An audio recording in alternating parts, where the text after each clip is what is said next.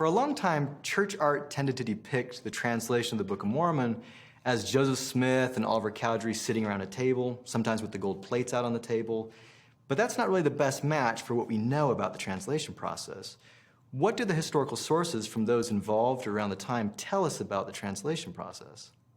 Well, first of all, Joseph Smith explained that he translated the Book of Mormon through the medium of the Urim and Thummim by the gift and power of God. But he didn't explain further than that. So what about the seer stone, for instance? What was its involvement in the translation process? So Emma Smith, Joseph Smith's wife, and Martin Harris, his friend, and David Whitmer, his friend, who were around during the time of the translation of the Book of Mormon, said that he used a seer stone to translate parts of the Book of Mormon as well as the Urim and Thummim. And Martin Harris explained that Joseph Smith started using the seer stone instead of the Urim and Thummim for convenience. Wait, so what might that mean for convenience? Well, that's a really good question. We're not really sure what that means, but if you think of the Urim and Thummim, the descriptions that are given of the Urim and Thummim, it's described as two clear stones in a rim like glasses. And the Book of Mormon says that these stones are what constitute seers. Having and using these stones are what constitutes seers. So the Urim and Thummim actually is this special pair of seer stones. And we have these descriptions of the Urim and Thummim connected to the breastplate and that they're large and that they don't fit on Joseph Smith's face. And we even have accounts that he takes the lenses out of the rim and puts them in a hat, which is the way he used a seer stone. So if he uses his own seer stone rather than the Urim and Thummim, he can put the Urim and Thummim and the breastplate away somewhere safe and just use his seer stone. And that's more convenient. Okay, that makes sense, but also sounds a little bit strange to then think of it as Joseph Smith looking at a stone in a hat. Yeah, that's an image that we're unfamiliar with. But actually, it's not that strange. He's just trying to block out light. That's the point.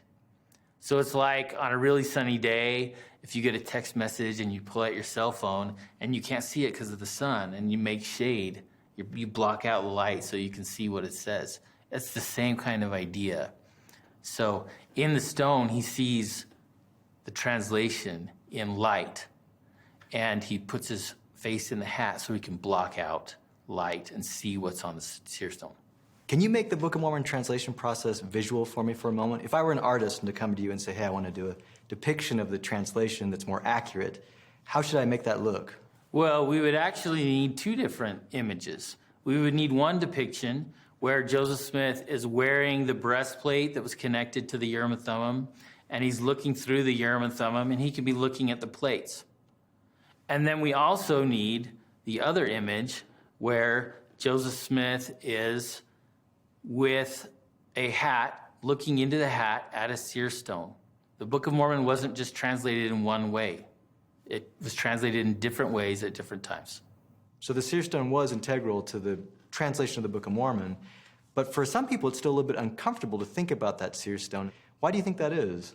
That's a good question. I'm not sure exactly why that is. I think a big part of it is just that when Joseph Smith wrote about this in 1838, he talked about the Urim and Thummim spectacles that he found with the golden plates, and he didn't write about the seer stone. And that history became canonized as part of the Pearl Great Price, and that is what Latter-day Saints are familiar with. And we have much less familiarity with other sources that talk about a seer stone. I think that's part of it.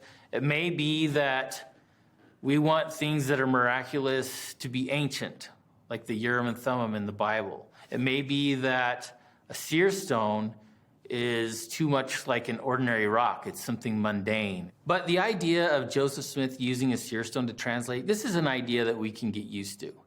We believe in modern miracles. We believe in a God that can work through small and simple things. And God can speak to Joseph Smith however he wants to.